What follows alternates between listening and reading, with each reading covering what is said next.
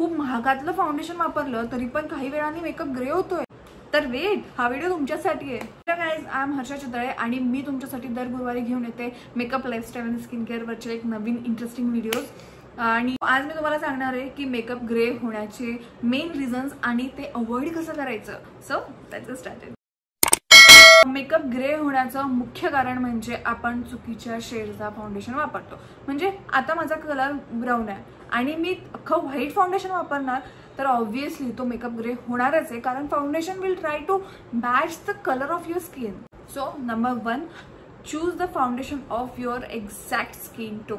Second point, बहुधा आपण बघतो की मेकअप ग्रे किंवा क्रीज कुठे होतो तर अंडर आय आणि माउथ एरियाचा. कारण अंडर आय आणि माउथ एरियाचा थोडासा टोन जो असतो तो बाकीच्या फेसपेक्षा वेगळा असतो आणि फाउंडेशन काय करतं, मग इकडे आपला बरोबर स्किन टोन लागलाय आणि इकडे तो ब्लॅकिश दिसतो, त्याच्यामुळे तो फाउंडेशन त्याचा कलर मॅच करायचा ट्राय करतो आणि मग अर्थातच ग्रे होऊन जातो. So number 2, colour correction. Colour करेक्शनने काय होतं की आपल्या फेसवर छान असा प्लेन कॅनव्हास ते आपल्याला क्रिएट करून देतं. आता पुढे तुम्ही म्हणाल की कलर करेक्शन तर केलंय आणि फाउंडेशन पण एक्झॅक्ट शेडचं घेतलं तरी पण मेकअप ब्लॅक होतो, तर तो का? तर पुढचं रिझन असं असू शकतं की तुमचा प्रोडक्ट एक्सपायर असू शकतं. प्रोडक्ट एक्सपायर कसं होतं हे ओळखण्यासाठी बहुधा बॉटल्सवर एक साईन असतो.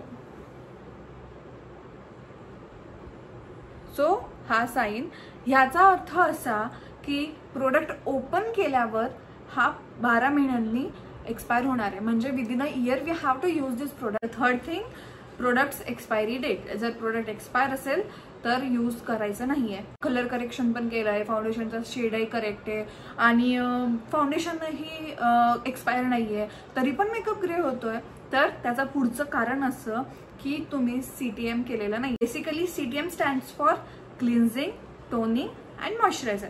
बट फक्त ह्याच स्टेप ह्यामध्ये येत नाहीत. ह्यामध्ये कुठल्या कुठल्या स्टेप्स येतात तर फर्स्ट म्हणजे cleansing, obviously C for cleansing.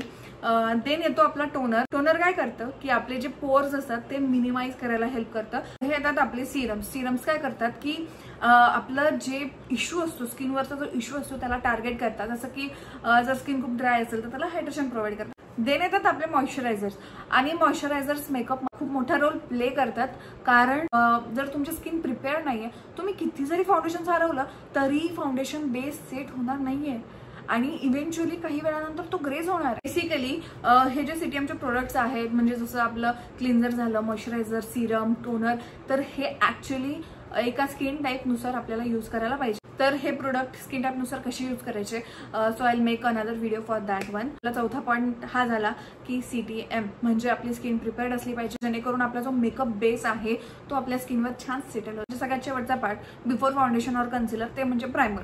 Primer काय करतं की जे काही स्किनचं टेक्स्चर वगैरे असेल तर एक छान प्लेन त्याला एक सरफेस तो क्रिएट करून देतो. आणि आय होप तुम्हाला हाही टॉपिक आवडला असणार आहे. ऑब्व्हियसली खूप कॉमन इश्यू आहे.